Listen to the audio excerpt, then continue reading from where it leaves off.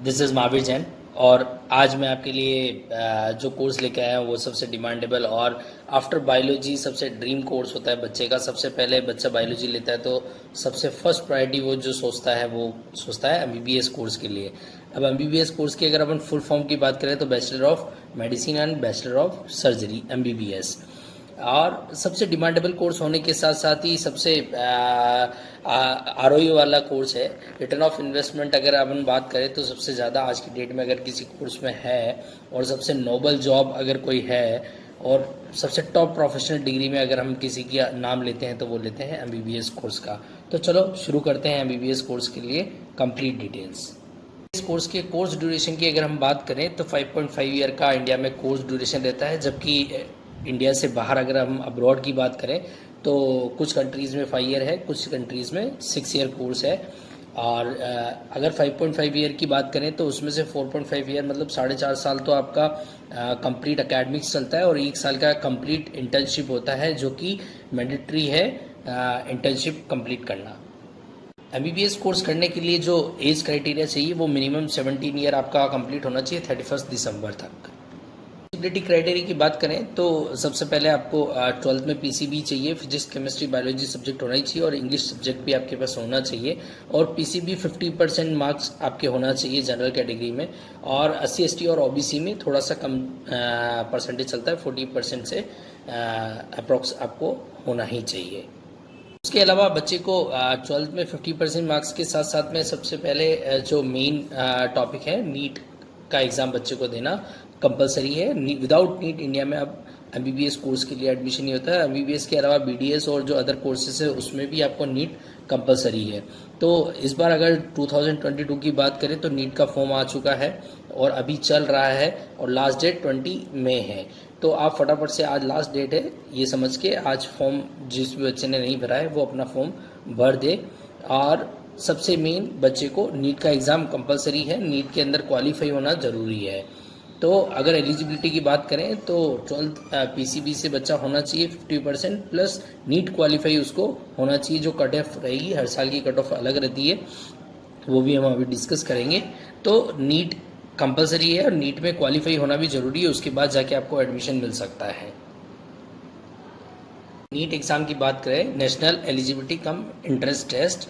NEET exam जो होता है ऑल इंडिया के स्टूडेंट्स के लिए एक ही एग्ज़ाम अब धीरे धीरे कंपलसरी हो गया है हर एक कोर्स के लिए जो बायोलॉजी स्टूडेंट्स करते हैं, जिसमें से आयुष के कोर्सेज हो गए और मेनली अपना एमबीबीएस प्रोग्राम हो गया। तो एमबीबीएस के लिए आपको जो national eligibility cum entrance examination जो है वो हर साल आपका कंडक्ट होता है जून जुलाई के अप्रॉक्स, और इस साल भी 2022 में ये एग्ज़ाम जो कंडक्ट होने वाला है वो 17 जुलाई को कंडक्ट होने वाला है। और इसका एप्लीकेशन फॉर्म का जो लास्ट डेट है वो आपका 20 मई है। तो आप फटाफट से इसका फॉर्म भर लें, और फॉर्म भरने के लिए आप neet.nta.nic.in के ऊपर जाके आप अपना एप्लीकेशन फॉर्म भर सकते हैं। नीट का जो फॉर्म है वो आपको neet.nta.nic.in पे फॉर्म फिल करना है। ये जो एग्जामिनेशन जो कंडक्ट कराता है, कंडक्टिंग बॉडी जो है वो एनटीए नेशनल टेस्टिंग एजेंसी है। तो हर साल जो एग्जामिनेशन होता है वो एनटीए कंडक्ट कराता है। एप्लीकेशन फॉर्म के साथ ही जब रिजल्ट आता है तो रिजल्ट भी एनटीए की साइट पे मिलता है। देन आफ्टर जब रिजल्ट आ जाता है तो उसके बाद आपको काउंसलिंग प्रोसेस करनी होती है, और काउंसलिंग प्रोसेस के लिए आपको पूरा जो एप्लीकेशन प्रोसेस है वो एमसीसी की वेबसाइट पे कंप्लीट करना होता है। एमसीसी की जो ऑफिशियल वेबसाइट है mcc.nic.in, इस पे जाके आपको कंप्लीट एप्लीकेशन अपना प्रोसेस करना पड़ता है फॉर ऑल इंडिया कोटा, और स्टेट वाइज कोटे के लिए आपको अलग अलग स्टेट्स की अलग अलग वेबसाइट है उसके थ्रू प्रोसेस करना पड़ता है। जो ऑल इंडिया का 15% कोटा है वो एमसीसी के द्वारा कंडक्ट होता है, और 85% जो कोटा है स्टेट का कोटा है वो स्टेट काउंसलिंग के थ्रू कंप्लीट होता है। का जो एग्जामिनेशन है वो टोटल जो 720 नंबर का होता है। और अगर अपन कट ऑफ की बात करें, जैसे 2021 के एग्जामिनेशन का जो कट ऑफ था वो जनरल कैटेगरी में 138 नंबर था। 138 नंबर मिनिमम जनरल कैटेगरी में चाहिए, तभी जाके आपको कोई कॉलेज अलॉट हो सकता है, कॉलेज मिल सकता है। वैसे इंडिया के अंदर 138 नंबर पर कॉलेज मिलना बहुत मुश्किल है, बट अब्रॉड कंट्रीज़ में आप 138 नंबर के ऊपर जनरल कैटेगरी के स्टूडेंट जा सकते हैं। और अगर SC ST OBC की बात करें हम तो 108 नंबर कट ऑफ नंबर था। एमबीबीएस कोर्स की अगर फीस स्ट्रक्चर की बात करें तो फीस स्ट्रक्चर गवर्नमेंट कॉलेजेस में तो बहुत कम होता है। जिस बच्चे को गवर्नमेंट कॉलेज मिल जाता है मतलब उसका तो लाइफ सेट है। अदरवाइज़ अगर इंडिया में प्राइवेट कॉलेजेस की बात करें तो बहुत ज़्यादा फीस है, इंफ्रास्ट्रक्चर भी उस लेवल का नहीं मिल पाता है और फीस स्ट्रक्चर बहुत ही ज़्यादा हाई है। तो अगर हम बात करें तो ये आपको जो फीस स्ट्रक्चर है वो आपका 35,000 से लगाकर 21 लाख रुपए तक इस कोर्स का पर ईयर फीस हो सकता है, डिपेंड ऑन कॉलेजेस। बट अगर आपको फर्स्ट प्रायोरिटी अगर आपको गवर्नमेंट कॉलेज मिल जाता है तो दी बेस्ट है, अदरवाइज उससे बढ़िया ऑप्शन तो फिर आपको अब्रॉड कंट्रीज़ में मिल जाएगा, जो कि कम फीस और बेटर फैसिलिटीज़ के साथ मिल जाएगा। बात करें एमबीबीएस कोर्स करने के बाद सैलरी पॉइंट ऑफ व्यू से अगर हम बात करते हैं तो नो बार की कोई लिमिट नहीं है, लिमिट अप टू स्काई है कि आप एमबीबीएस कोर्स करने के बाद में आप कितना अर्निंग कर सकते हैं, तो इसकी कोई सीमा नहीं है। डिपेंड ऑन यू कि आप कितना अच्छा प्रैक्टिस करते हैं और किस लेवल की सिटी के अंदर बैठे हैं, किस लेवल के हॉस्पिटल में जॉब कर रहे हैं या खुद का हॉस्पिटल खोल के बैठे हैं। तो प्रैक्टिसिंग एरिया जो है बहुत वास्ट है और जॉब स्कोप्स भी बहुत अनलिमिटेड है। और अगर अपन नॉर्मल सैलरी की बात करें तो ये ईयरली 5 लाख रुपीज़ मिनिमम है कि आप एमबीबीएस कोर्स करने के बाद 5 लाख रुपए साल तो मिनिमम कमा सकते हैं, बट इससे ऊपर कहीं ज़्यादा जा सकते हैं, वो आपके ऊपर डिपेंड करेगा।